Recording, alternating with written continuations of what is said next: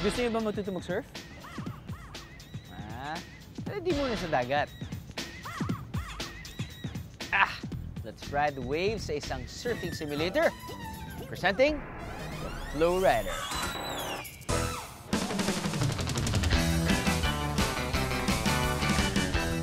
Summer's just around the corner, mga kaaha. And I'm sure, naghahanap na rin kayo ng kakaibang water activities. Samahan niyo akong i-discover to sa Molino, Cavite, ang kauna-unahang flow rider sa bansa. So, hindi na kayo kailangan mag-antay pa ng perfect wave. Okay? Every minute, every second, may constant wave. Think treadmill para sa mga surfers. Welcome to Flow House Manila, the first ever flow rider here in the Philippines.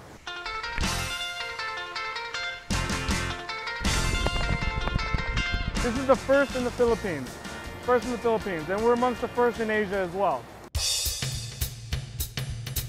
Sa loob ng malahiganting trampoline na to, makikita ang mga turbine na siyang nagpapaikot at nagpapagalaw sa tubig.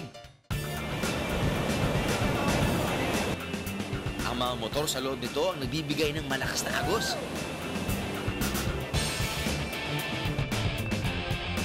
Hindi na kailangan dumayo pa sa dagat para masakyan at ma-experience ang perfect waves.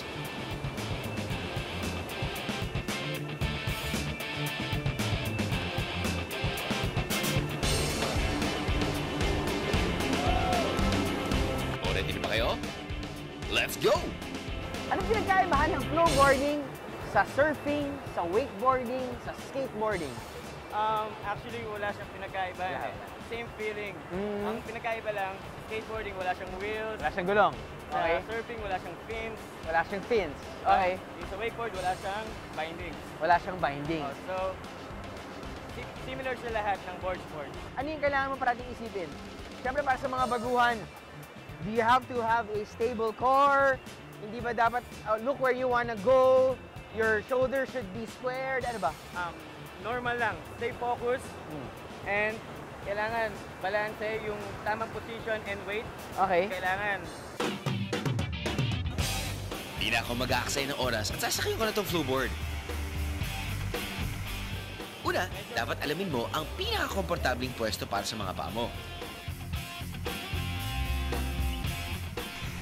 Ang tip dito, kailangan ilagay sa likod ang 80% ng weight mo at 20% lang sa harap.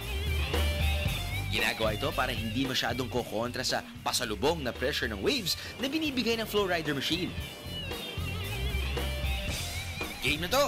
Bibitawan ko na ang tali! Isang teknik pala rito mga kaaha, kailangan nakataas lang ang mga kamay. And find your balance. Importante na nakaangat ng pahalang o pa-horizontal position ang mga kamay para sa pagkontrol ng bigat ng katawan.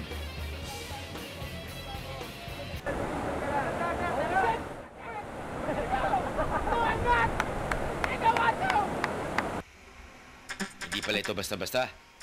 Medyo may konti kahirapan din ang sport na to. Don't worry, safe din ito para sa kids dahil dadali lang naman kayo ng agos sa malambot na barrier na gawa sa composite materials na hindi makakakos ng injury pag tumama sa katawan.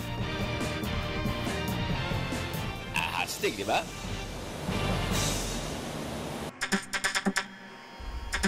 At dahil walang umaatras dito sa aha, isa pang subo. Wipeout na naman! Okay lang, dahil medyo may kahirapang i-maintain ang balance sa flowboard, ba't nyo rin i-try ang mas madaling version nito na tinatawag na kneeboard. Different board, same result. Mukhang kailangan ko talaga mag-practice ng balance sa mga boards na to, ah. This is so exciting dahil na-experience lang natin ito sa Singapore. Meron itong mga ibang bansa, pero ngayon, meron na tayo dito. And then now, that's another new activity, another, I guess, new hobby for some.